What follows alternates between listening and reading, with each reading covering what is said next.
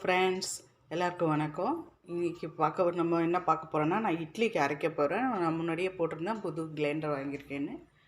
Ultra தான் வாங்கியிருக்கேன். அதில் சின்ன சைஸ் இது. அதுதான் நான் உங்களுக்கு நேரடியாக எப்படி அரைக்கிது என்னங்கிறதெல்லாம் நான் டைரெக்டாக வீடியோவாக போடுறேன். பாருங்கள், நான் 3/4 படி போட்டிருக்கேன். இது 3/4 படி தான் அரைக்கிது. 1 லிட்டர்னு வாங்கினது, ஆனால் 3/4 படி தான் அரைக்கிது. ஆனால் இப்போ இது முக்கால்படி போடுறது பாருங்கள், ஒரு செகண்டில் அரைச்சி எடுத்துருது. நல்லா யூஸ்ஃபுல்லாகவும் இருக்குது. சில பேருக்கு இது டவுட்டு இருந்திருக்கலாம், அதனால தான் நான் டேரெக்டாக வீடியோவாக போடுறேன்.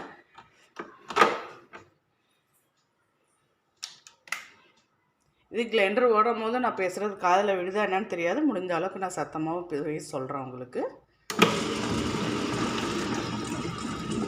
இப்போ எல்லா அரிசியும் போட்டுக்கலாம். நான் அரிசி உளுந்து சேர்த்து தான் ஊற வச்சுருக்கேன். எல்லா அரிசியும் சேர்த்து போட்டுக்கலாம்.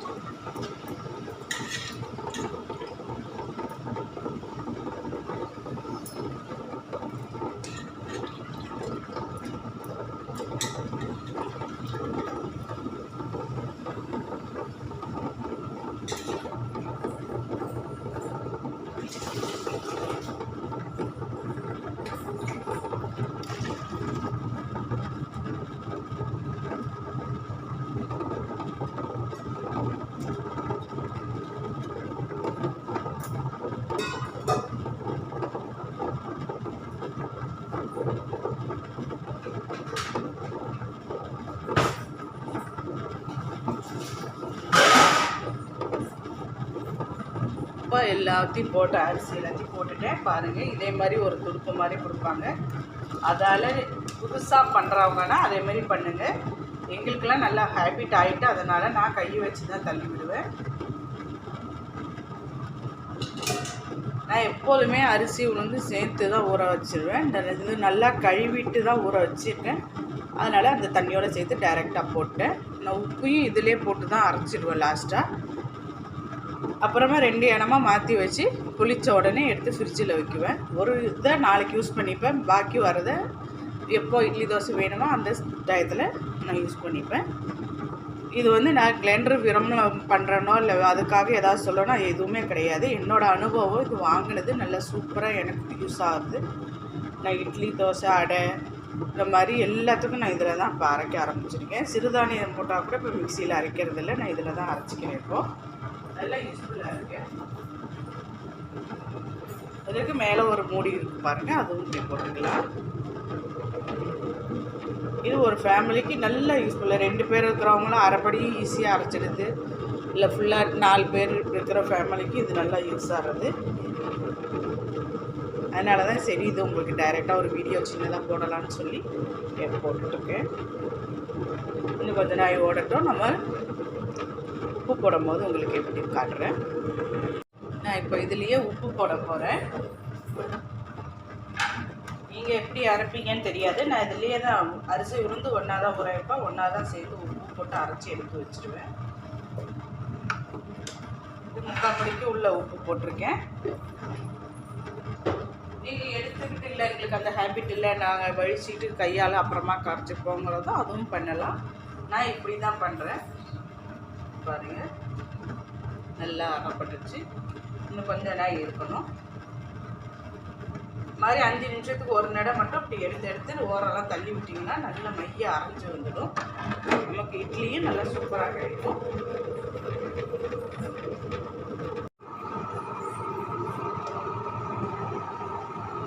பாருங்கள், நல்லா மஞ்சிடுச்சு. இப்போ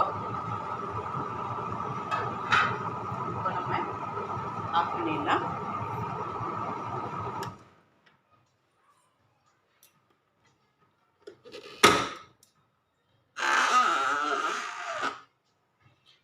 போட்டு நமக்கு 1/4 மணி நேரம் கூட ஆகலை. நான் 3/4 படி போட்டிருக்கேன். நல்லா ஃப்ரெஷ்ஷாக நல்லா அரைச்சி எடுத்துட்டேன். அதே மாதிரி நீங்களும் ஒர்க்கிங் லேடியாக இருந்தால் நீங்கள் வேலைக்கு போய்ட்டு வந்து கிச்சனில் ஏதாவது வேலை செய்யும் போது பக்கத்தில் இதையும் போட்டு நீங்கள் அரைச்சி எடுத்துக்கலாம். ரொம்ப டைமே ஆகலை. இப்போ இதெல்லாம் வழித்து வைக்கிறத நான் உங்களுக்கு காட்டுறேன். ரொம்ப ஈஸி தான், வெயிட்டே இல்லை. இப்போ பாருங்கள், முன்னாடி நான் இதை எடுத்துக்கிறேன்.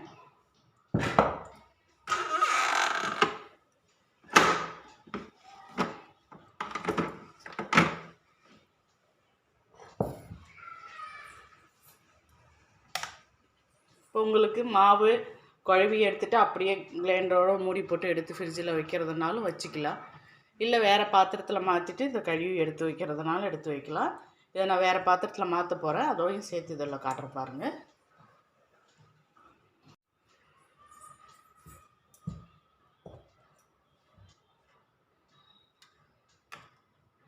இட்லிக்கு வேணுங்கிறதுனால கொஞ்சமாக இப்படி பொறப்புறான்னு அரைச்சிருக்கு. உளுந்தும் நல்லா அரைப்பட்டிருக்கு.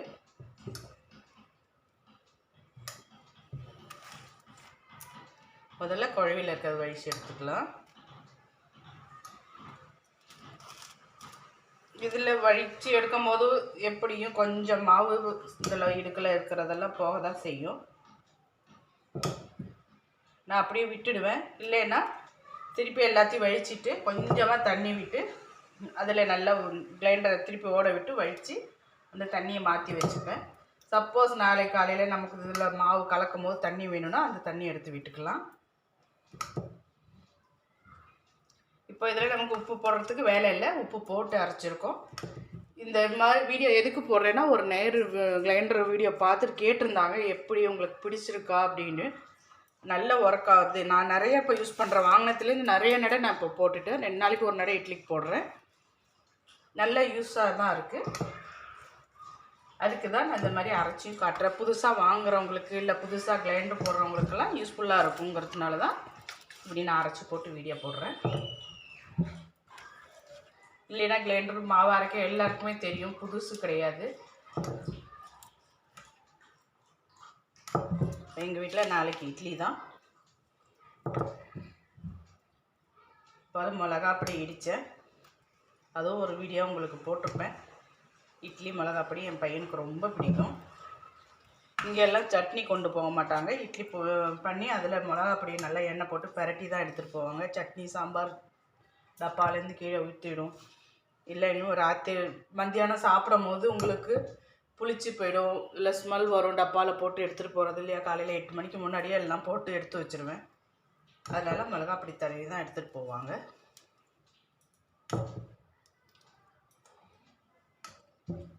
இல்லை அப்படி வேண்டான்னா நைட்டு வந்து சொல்லிவிடுவாங்க, ராத்திரியும் எங்களுக்கு பண்ணி கொடுத்துரு அப்படின்னா அப்போ இட்லி சாம்பார் இருக்கும் சட்னியோட பண்ணுறது.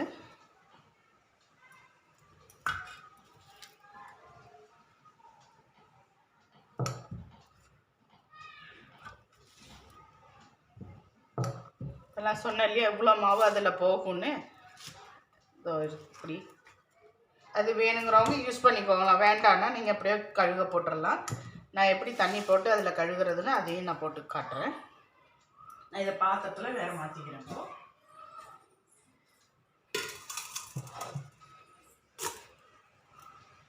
இப்போதைக்கு இதில் வைப்பேன். நான் ராத்திரியே தூங்க போகிறதுக்கு முன்னாடி 2 பாத்திரமாக வச்சுருவேன், ஏன்னா பொங்கிடும்.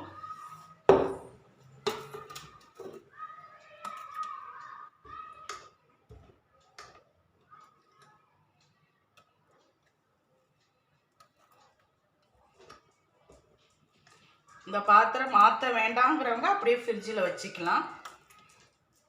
கொஞ்சம் புளிக்க விட்டு, இல்லை இன்றைக்கி ராத்திரி இதே பாத்திரத்தில் இருக்கட்டும், காலையில் புளித்த உடனே நம்ம மாற்றிக்கலான்றாங்க. இந்த இது அப்படியே எடுத்து இதோட மூடி போட்டு நம்ம மூடி வச்சுக்கலாம். கிரைண்டரோட மூடி இருக்கு இல்லையா பாருங்கள், இப்படியே இதில் கொஞ்சம் கேப் இருக்குது, உள்ளே பூச்சி போயிடும்னா உங்களுக்கு இதுக்குள்ளே வேறு மூடி உங்கள் வீட்டில் இருக்கிறத போட்டு நீங்கள் மூடி எடுத்து வச்சுக்கலாம்.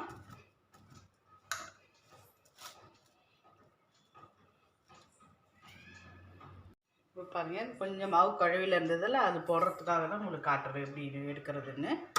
ஆன் பண்ணிவிட்டு தண்ணியை ஊற்றிக்கலாம். ஃபுல்லாக கழுவியில் உள்ளது, இந்த சைடில் உள்ளது எல்லாம் வந்துடும்.